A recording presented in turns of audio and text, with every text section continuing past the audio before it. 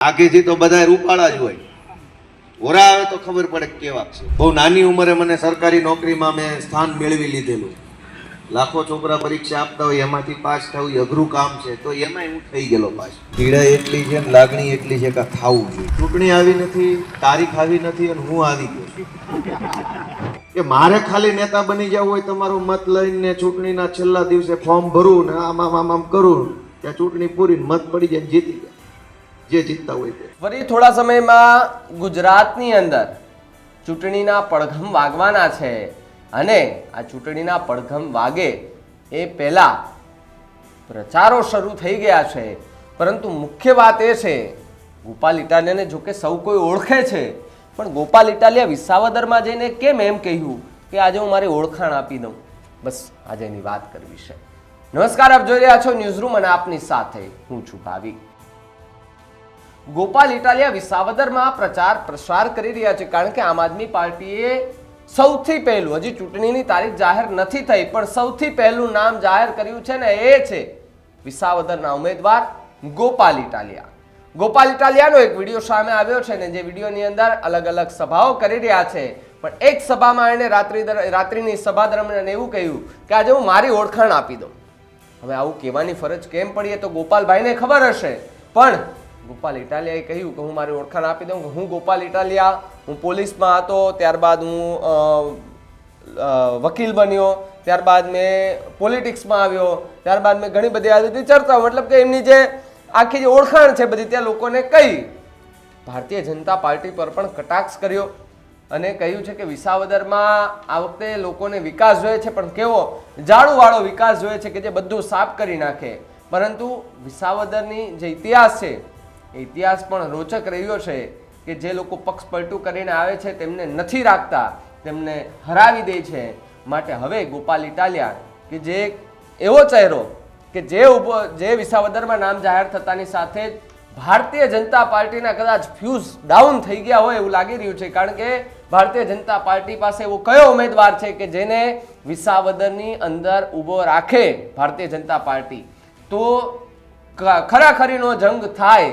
કારણ કે વરિષ્ઠ પત્રકારોનું પણ એવું માનવું છે કે ભારતીય જનતા પાર્ટીમાંથી કોઈ એવો સક્ષમ ઉમેદવાર હોવો જોઈએ, બાકી ત્યાં ગોપાલ ઇટાલિયા જીત છે એ નિશ્ચિત પણ જોવા મળી રહી છે. તો બીજી તરફ ચૂંટણી ન થાય તેવા પણ સંકેતો દેખાઈ રહ્યા છે, કારણ કે ગોપાલ ઇટાલિયાની સામે એવો કોઈ ઉમેદવાર અને આખી જે વાત થઈ રહી છે અને અત્યારથી જ જે પ્રચાર અને પ્રસાર શરૂ કરી દેવામાં આવ્યો છે, આમ તો ઓળખાણો આપવા માંડી ગયા છે, એટલે લાગે છે કે ચૂંટણીઓ નજીક આવી ગઈ છે.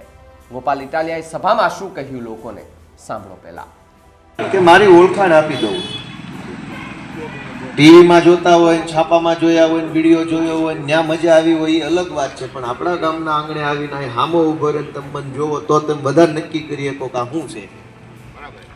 આગેથી તો બધા રૂપાળા જ હોય, ઓરા આવે તો ખબર પડે કેવા છે. હું તો બહુ નાની ઉંમરે મને સરકારી નોકરીમાં મેં સ્થાન મેળવી લીધેલું. લાખો છોકરા પરીક્ષા આપતા હોય, એમાંથી પાસ થવું અઘરું કામ છે, તો એમાંય હું થઈ ગયેલો પાસ. અને 2012માં હું પોલીસમાં નોકરીમાં લાગી ગયેલો. 11માં આમ તો લાગી ગયેલો, ટ્રેનિંગ બેનિંગ ને બધું કરતા. ને 4 વર્ષ હું અમદાવાદ પોલીસમાં રહ્યો, રાઇટર રહ્યો, બધું શીખ્યો, આવડત આવી બધી. વળી એ મૂક્યું પડતું કે આ નથી કરવું, નથી મજા આવતી. વળી તૈયારી કરી, વળી નોકરીમાં લાગ્યો અને બીજી વખત નોકરીમાં લાગ્યો અને બીજી વખત હું મહેસૂલ વિભાગનો ક્લાર્ક બન્યો અને મારી નોકરી હતી ધંધુકાની પ્રાંત ઓફિસમાં ડેપ્યુટી કલેક્ટરના ક્લાર્ક તરીકે. હવે એના જમીનની બધી મેટરો ત્યાં ડેપ્યુટી કલેક્ટરની કચેરીમાં આવે. મામલતદારને 5000 નો આપ્યા હોય, હાથ બારમાં એન્ટ્રી ના મંજૂર કરી હોય, એ નોંધાઈ ત્યાં પછી રિવિઝનમાં આવે અપીલમાં. અને એનું કામ હોય, પડતર હોય, ગૌચર હોય, ગામતળ નીમ કરવાની બાબત હોય, એ બધું એને હાલતું હોય, તો એ હું શીખ્યો. પણ પછી મને 2017 આસપાસ રીસર્વેનું બહુ મોટા પાયે કૌભાંડ આખા ગુજરાતમાં બહાર આવ્યું, જમીન રીસર્વે. અને આ જમીન રીસર્વેમાં આખા ગુજરાતમાં ભાજપની એક કંપનીએ રીસર્વે કર્યો અને ઉપરથી કેમેરા ફોટા પાડીને બધાને અષ્ટમ પષ્ટમ કાગળિયા પધરાવી દીધા. આજ સવારે મને એક ગામમાં તો ખેડૂત એવા મળ્યા કે એનું 7 વીઘા ખેતર છે, રીસર્વે પછી 7 વીઘાની 2 સર્વે 2 હાથ બાદ નીકળવા. આઝાદીથી અત્યાર સુધી 7 વીઘાની એક હાથબાર હતી, હવે 2 થઈ ગઈ. તમે સમજો કે રીસર્વે પછી એની જમીન એનો કબજો, હાથબાર 2 નીકળે છે. એક આમ ત્રાહું થઈ ગયું, એક કટકો આઈનકોરનો નીકળે ને એક આઈનકોરનો. જમીન એની છે. અહીંયા એ પ્રશ્નો આવ્યા છે. રીસર્વેના અનેક પ્રશ્નો આખા ગુજરાતમાં 2017માં આવ્યા, 16માં હતા. એ સમયે હું નોકરી કરતો હતો.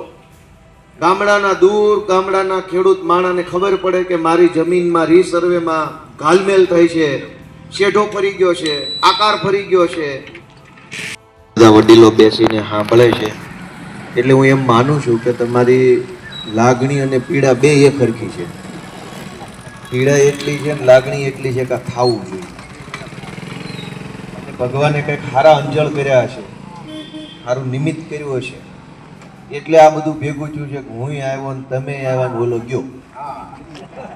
આ બધું ભગવાને ભેગું કરેલું છે એટલે એનો ધોખો નથી કરવો, નહીતર તો આ અધવચ્ચે આવું થાય નહીં.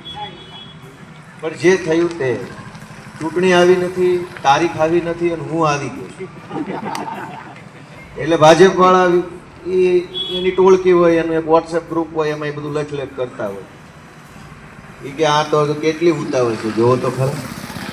એટલે 1-2 જગ્યાએ મને કોઈ સ્ક્રીનશોટ મોકલ્યો. મેં કીધું એની ભાજપ વાળાને કે 1.5 વર્ષથી ટલ્લે ચડાવ્યું છે, હજુ તમને વહેલું પડે છે?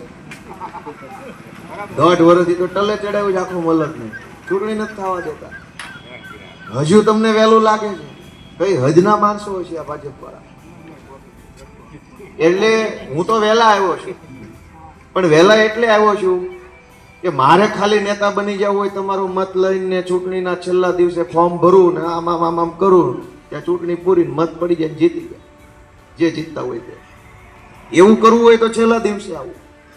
મારે એવું નથી કરવું. નેતા બનવું છે આ વિસ્તારનો તો વિસ્તારના માણસોને જાણીને, આ વિસ્તારની સમસ્યા જાણીને, આ પંથકને જાણીને, તમારી હારે મારી ઓળખાણ કરીને, તમારી ઓળખાણ કરીને પછી કંઈક આગેવાન બનવું છે. એટલે હું 2 મહિના વહેલા આવ્યો. નકર છેલ્લા દિવસે ફોર્મ ભરું તોય તમે તમારી કીડાએ મત આપવાના જ હોવ કે ખોટી વાત છે મારી? તમે તો મત દેવાના જ હોવ. પણ હું વહેલો આવ્યો તો તમારી હારે વાત થઈ, કલાક રોકાણો, આ બધું કીધું કે તારનું આમ છે, રોડનું આમ છે, ગામમાં સીમમાં ભૂંડડા હેરાન કરે છે, 2 પગવાળા બીજા ભાજપના ફરતા હશે, ચારે બાજુ ભૂંડમ ભૂંડ છે. તો એ ક્યારે જાણવા મળ્યું? અહીં બેઠો, વાત કરી, પૂછ્યું, તમે કીધું તો.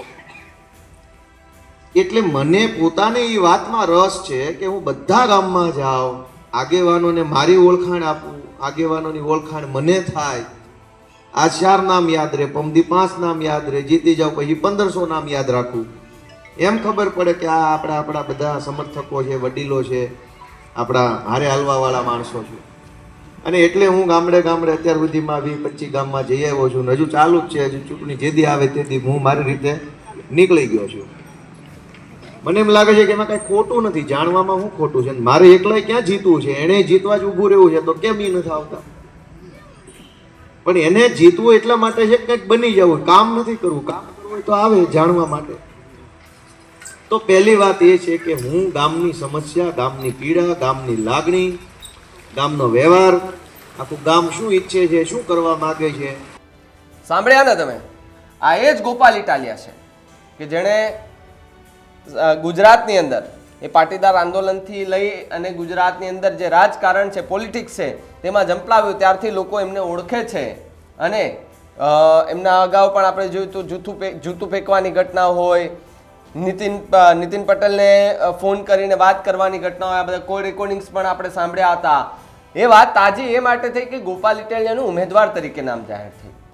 કારણ કે આમ આદમી પાર્ટી પણ હવે, કારણ કે દિલ્હીમાં એનું વર્ચસ્વ થોડું ઘણું ગુમાવી દીધું છે એમ તો, કારણ કે જે સીએમ હતા એ સીએમ પણ પોતાની ખુરશી છોડી દીધી છે, જતી રહી છે ને હાથમાંથી.